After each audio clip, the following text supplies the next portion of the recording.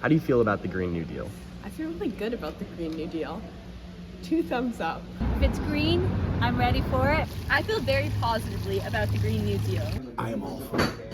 I feel positive about it. I think it's like an overall positive thing. I think I like the Green New Deal. I agree. I like the Green New Deal. I think it's about time that we started taking this seriously. I don't think we've done enough, and I think the fact that presidents have kind of like vacillated back and forth, we haven't been able to achieve a decent goal to switch over to what we need to do. And what is the Green New Deal?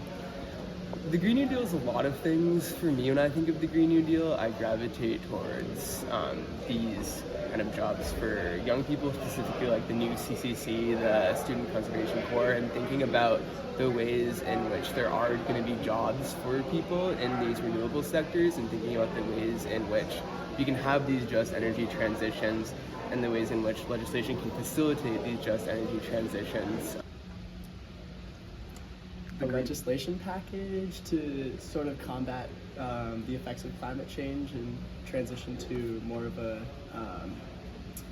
carbon neutral country.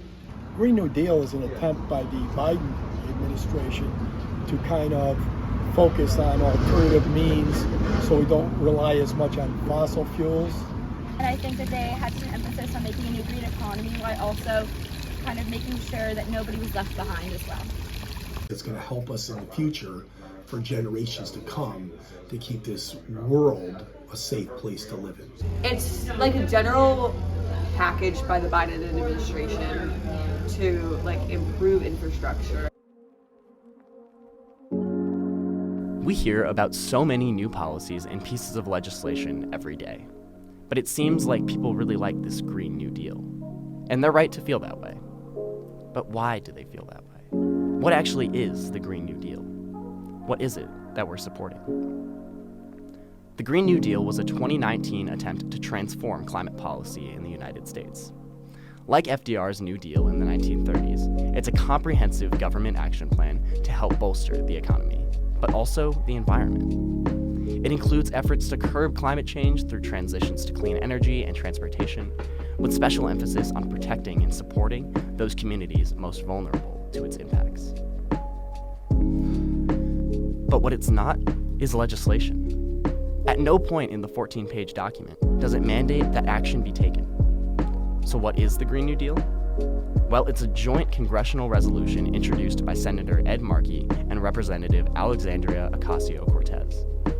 And what that means is it would simply serve as an expression of the opinions of the United States Congress.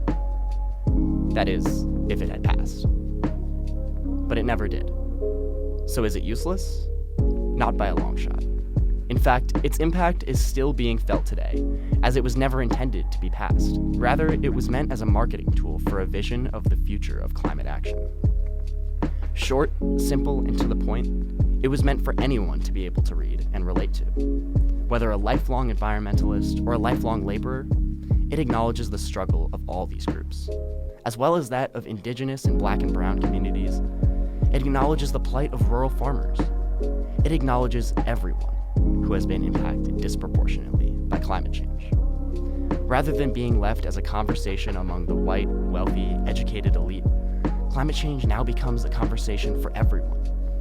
Ultimately, the Green New Deal was intended to give the issue of climate change a seat at the table. But what exactly does it say? Well, it starts by acknowledging the urgent need for action. It discusses the 2018 report from the Intergovernmental Panel on Climate Change. It recognizes the significant contribution the United States has made to climate change through greenhouse gas emissions.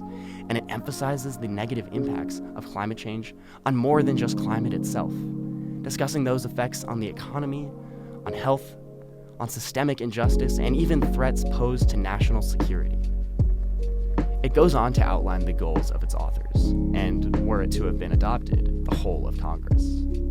These goals are to create jobs, to reduce greenhouse gas emissions to net zero, to invest in infrastructure, to secure public health, and to stop environmental injustice.